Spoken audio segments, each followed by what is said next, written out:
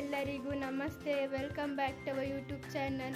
ಇನ್ನು special recipe ಬಂದು ಅವರೇ ಇದ್ಕಿದ ಬೇಳೆ ಸಾಂಬಾರ್. ಸೊ ಅದು ತುಂಬ ನಾವು ಬೇರೆ ಥರ ಮಾಡ್ತೀವಿ. ಅದು ಹೇಗೆ ಮಾಡೋದು ಅಂತ ತೋರಿಸ್ಕೊಡ್ತೀನಿ ಬನ್ನಿ. ಫಸ್ಟ್ ಅದಕ್ಕೂ ಮುಂಚೆ ಏನೇನು ಇಂಗ್ರೀಡಿಯೆಂಟ್ಸ್ ಅಂತ ತೋರಿಸ್ಕೊಡ್ತೀನಿ ಬನ್ನಿ. ಸೊ ನೋಡಿ, ಉರಿಯೋಕ್ಕೆ ಸೊ ಈಗ ಒಂದು ತಪ್ಪಲೆ ಇಟ್ಕೊಳ್ಳೋಣ. ಸೊ ಅದಕ್ಕೆ ಒಂದು 3-4 ಸ್ಪೂನಷ್ಟು ಆಯಿಲ್ ಹಾಕ್ಕೊಳ್ಳೋಣ. ಸೊ ಆಯಿಲ್ ಹಾಕ್ಕೊಂಡ್ಮೇಲೆ ಸೊ 2 ಮೀಡಿಯಮ್ ಸೈಜ್ ಈರುಳ್ಳಿ, ಸ್ವಲ್ಪ ಕರಿಬೇವು ಸೊಪ್ಪು ಯಾಕೆ ಹಾಕ್ಕೊಳ್ಳೋದಂದರೆ ಸಾಂಬಾರು ಟೇಸ್ಟ್ ಚೆನ್ನಾಗಿ ಬರುತ್ತೆ, ಫ್ಲೇವರ್ ಬರುತ್ತೆ ಅಂದ್ಬಿಟ್ಟು 2 ಮೀಡಿಯಮ್ ಸೈಜ್ ಈರುಳ್ಳಿ ನಾವು ತೊಗೊತಾ ಇರೋದು ನೋಡಿ. ಈಗ 1 ನಿಮಿಷ ಅಷ್ಟು ಇದು ಈರುಳ್ಳಿ ಫ್ರೈ ಆಗಿದೆ ನೋಡಿ. ಸೊ ಇವಾಗ ಖಾರಕ್ಕೆ ನಾವು ಒಂದು 10 ಮೆಣಸಿನ್ಕಾಯಿ ಹಾಕ್ಕೊಂಡಿದ್ದೀವಿ. ಈ ಖಾರ ತಿನ್ನೋ ಸ್ವಲ್ಪ ಜಾಸ್ತಿ ಕೂಡ ಹಾಕ್ಕೊಳ್ಬೋದು. ಸೊ ನಾವು ಒಂದು 10 ಹಾಕ್ಕೊಂಡಿದ್ದೀವಿ ನೋಡಿ. ಇದು ಸ್ವಲ್ಪ ಚೆನ್ನಾಗಿ ಆಯಿಲಲ್ಲಿ ಫ್ರೈ ಮಾಡ್ಕೊಳ್ಬೇಕು. ಇವಾಗ ಇದು ಹುರಿದಿದೆ. ಒಂದು ಅರ್ಧ ಚಿಪ್ಪಷ್ಟು ಕೊಬ್ಬರಿ, 1 ಇಂಚಿಯಷ್ಟು ಶುಂಠಿ, 1 ಸ್ಪೂನಷ್ಟು ಮೆಣಸು, ಒಂದು 2 ಚಕ್ಕೆ, 8 ಲವಂಗ ಹಾಕಿ ಅದನ್ನು ಫ್ರೈ ಮಾಡ್ಕೊಳ್ಳೋಣ ನೋಡಿ. ಇವಾಗ ಹಾಕ್ತಿದ್ದೀವಿ. ಇದನ್ನು ಕೆಲವರು ಹಸಿದು ಮಾಡ್ತಾರೆ. ಯಾಕೆ ಫ್ರೈ ಮಾಡ್ಕೊಳ್ಳೋದಂದರೆ ಫ್ಲೇವರ್ ತುಂಬಾ ಚೆನ್ನಾಗಿ ಬರುತ್ತೆ. ಶುಂಠಿನ ಹಾಕ್ಕೊಳ್ಳೋಣ ಹಂಗೆ. ಕೆಲವರು ಹಿಂಗೆ ಅದನ್ನು ಹಸಿದು ಕೂಡ ಮಾಡ್ತಾರೆ. ನಾವು ಹಸಿದು ಯಾವತ್ತೂ ಮಾಡಿಲ್ಲ. ಹುರಿದ್ರೆ ತುಂಬ ಫ್ಲೇವರ್ ಚೆನ್ನಾಗಿರುತ್ತೆ. ಮಟನ್ ಮಸಾಲೆ, ಮಟನ್ ಸಾಂಬಾರು ಥರ ಇರುತ್ತೆ ನೋಡಿ. ಮತ್ತು ಇವಾಗ ಸ್ಪೈಸಸ್ ಇಟ್ಟಿದ್ದೀವಲ್ಲ ಅದು ಹಾಕ್ಕೊಳ್ಳೋಣ. ಸೊ ಅದು ಒಂದು 10 ಸೆಕೆಂಡ್ ರೋಸ್ಟ್ ಸಾಕು ನೋಡಿ. ಈ ಥರ ಆದರೆ ಸಾಕು. ಸೊ ಇವಾಗ ನಾವಿಲ್ಲಿ 2 ಉಂಡೆ ಬೆಳ್ಳುಳ್ಳಿ ಇಟ್ಟಿದ್ದೀವಿ, 1 ದಪ್ಪದ ಸೈಜ್ ಟೊಮೊಟೊ ಇಟ್ಕೊಂಡಿದ್ದೀವಿ. ಸೊ ಅದನ್ನು ಹಾಕಿ ಹುರ್ಕೊಳ್ಳೋಣ ಇವಾಗ. ಸೊ ಸ್ವಲ್ಪ ಬೆಳ್ಳುಳ್ಳಿ ಹಾಕಿ ಹುರಿದಿದ್ದೀವಿ. ಇವಾಗ ಟೊಮೊಟೊನ ಹಾಕಿ ಹುರ್ಕೊಳ್ಳೋಣ. ಸೊ ಟೊಮೊಟೊ ಸ್ವಲ್ಪ ಸಾಫ್ಟ್ ಆದರೆ ಸಾಕು.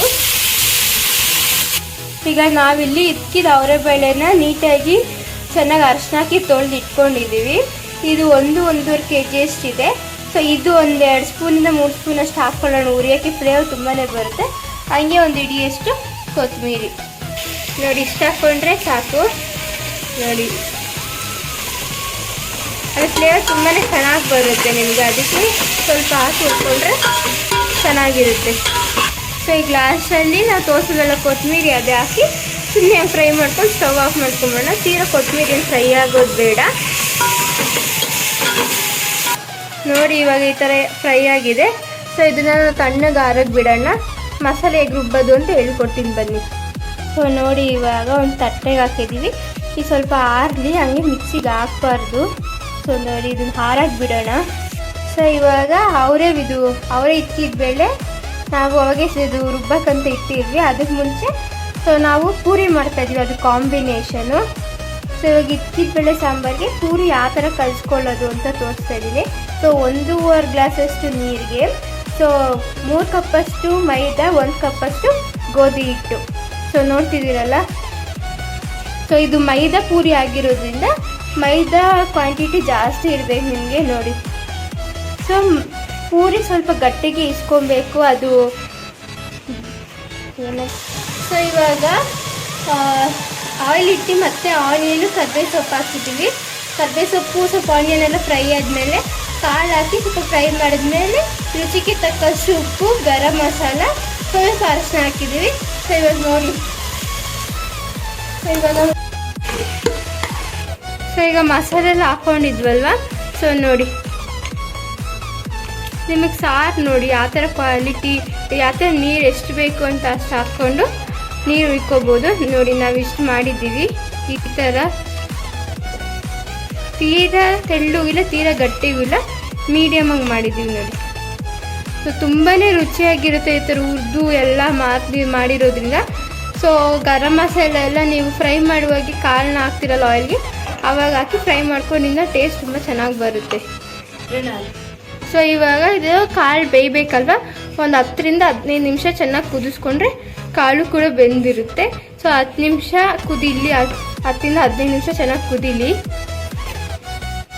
ನೋಡಿ ಹೇಗೆ ಬಂದಿದೆ ಅಂದ್ಬಿಟ್ಟು. ನೋಡ್ತಿದ್ದೀರಲ್ಲ, ತುಂಬಾ ಚೆನ್ನಾಗಿರುತ್ತೆ. ಸೊ ಪೂರಿನ ನೋಡಿ ವಿತೌಟ್ ಆಯಿಲ್ ಮಾಡಿರೋದು. ನಾವು ಬೇರೆ ಕಂಟೆಂಟ್ ಥರ ಮಾಡಿದ್ರೆ ತುಂಬಾ ಚೆನ್ನಾಗಿ ಬರುತ್ತೆ ಪೂರಿ. ನೋಡಿ ಸ್ಪೂನಲ್ಲಿ ತೋರಿಸ್ತೀವಿ. ತುಂಬಾ ರುಚಿಯಾಗಿರುತ್ತೆ.